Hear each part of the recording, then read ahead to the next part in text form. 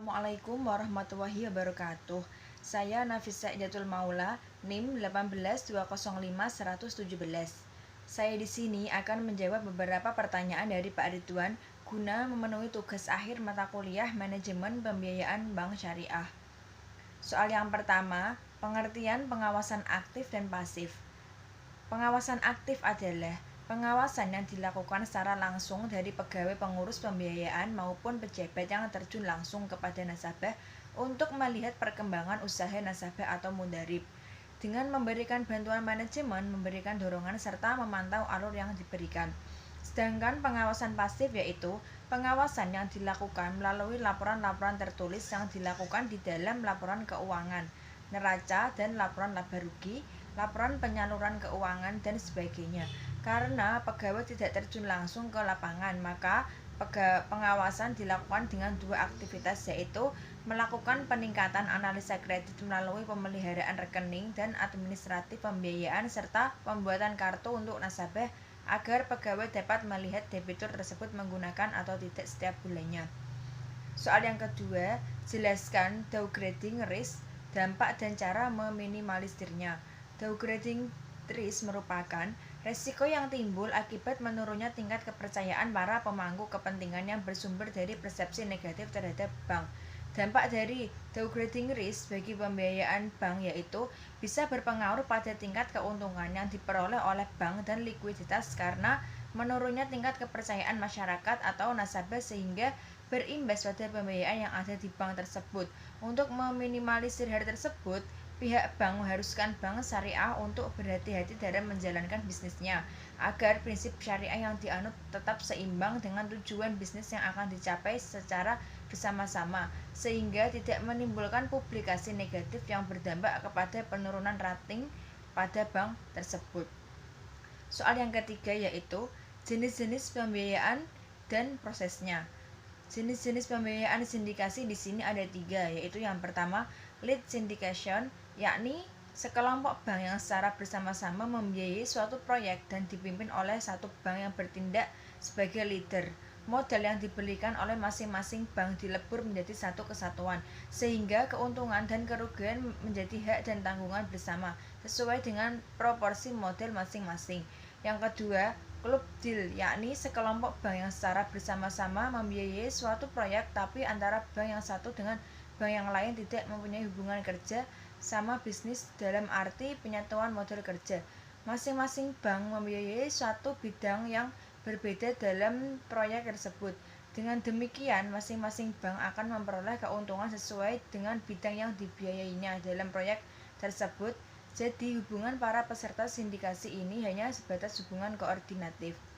Yang ketiga, subsyndication, yakni bentuk sindikasi yang terjadi antara suatu bank dengan salah satu bank peserta sindikasi lain yang bekerja sama bisnis yang dilakukan keduanya tidak berhubungan secara langsung dengan peserta sindikasi lain. Alur proses sindikasi adalah yang pertama, pada tahap pre-mandate phase. Pada awalnya, dalam pembiayaan sindikasi untuk membentuk suatu sindikasi mulanya ada bank yang disebut dengan arranger. Namun, jika bank tersebut merasa tidak sanggup dalam menangani proyek tersebut, maka bank tersebut akan membentuk suatu kelompok bank yang disebut dengan arrangers. Maka, karena terdapat kelompok bank jadi harus ditentukan siapa yang menjadi lead bank dan kemudian menentukan tugas lead bank dan pembagian tugas di antara para arranger.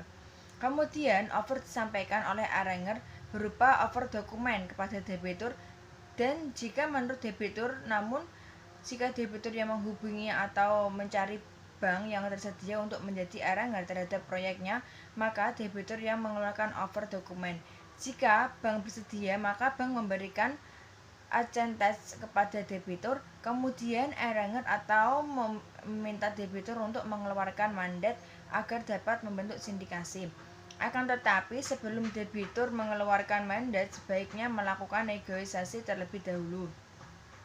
Kemudian selanjutnya memasuki post mandate phase. di mana dilakukan penyiapan draft dokumentasi. Di sini debitur dan lead manager akan menyiapkan dua dokumen yang disebut dengan information memorandum dan perjanjian pembiayaan sindikasi. Setelah ini semua disepakati oleh arranger dan debitur, maka kemudian arranger akan menyeleksi bank-bank atau lembaga pemberian pembiayaan mana saja yang akan diundang untuk bergabung dalam sindikasi kredit, dan juga harus diputuskan mengenai parameter yang digunakan untuk menentukan setiap bracket. Setelah berkenaan dengan bracket ditentukan, maka arranger akan dapat memasukkan hal-hal yang tercantum dalam informasi memorandum kepada undangan yang kemudian dikirim kepada bank-bank yang sudah ditentukan sebelumnya. Kemudian, jika bank-bank yang diundang tersebut berminat untuk berpartisipasi, maka bank-bank tersebut akan mengirimkan jawabannya yang disertai dengan satu syarat. Karena di sini bank-bank peserta masih harus mempelajari perjanjian pembiayaan sebelum ditandatangani. Terus kemudian yang ketiga, posinging page. Pada tahap ini dilakukan oleh akun bank, di mana agen bank menertibkan notice of drawdown kepada para kreditur yang digunakan untuk mengucurkan dan sesuai komitmennya. Dan selanjutnya oleh agen bank tersebut dibukukan dalam suatu rekening khusus atas nama debitur yang ada pada agen bank. Jika debitur ingin menarik dan tersebut, maka sepanjang syarat-syarat yang ditentukan dalam condition precedent clause dipenuhi oleh debitur, maka debitur dapat memperoleh dana tersebut.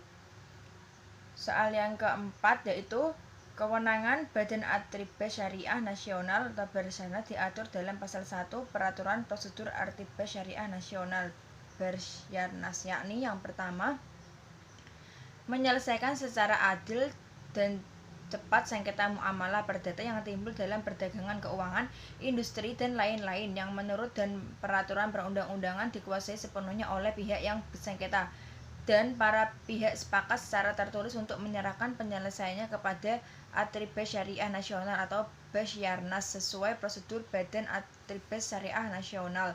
Yang kedua, memberikan pendapat yang mengikat atas permintaan para pihak tanpa adanya suatu sengketa mengenai persoalan berkenaan dengan suatu perjanjian. Soal yang kelima yaitu strategi bank syariah dalam menghadapi persaingan pembiayaan online. Yang pertama, melakukan promosi dan memberikan hadiah menarik bagi nasabah. Hal ini merupakan upaya agar masyarakat berminat untuk menabung di bank tersebut. Terus yang kedua, melakukan pengembangan dalam bidang-bidang teknologi perbankan untuk memenuhi kebutuhan masyarakat yang semakin luas. Yang ketiga, meningkatkan pelayanan kepada nasabah baik dari segi cara pegawai melayani nasabah sampai kepada urusan kenyamanan menjadi target perbaikan. Yang keempat, menawarkan suku bunga tabungan yang bersaing dan membuat kantor cabang unit, kantor pembantu, dan perbanyak mesin ATM, serta menawarkan berbagai macam kemudahan bagi calon nasabah lewat e-banking. Hanya itu yang dapat saya sampaikan, kurang lebihnya mohon maaf. Wassalamualaikum warahmatullahi wabarakatuh.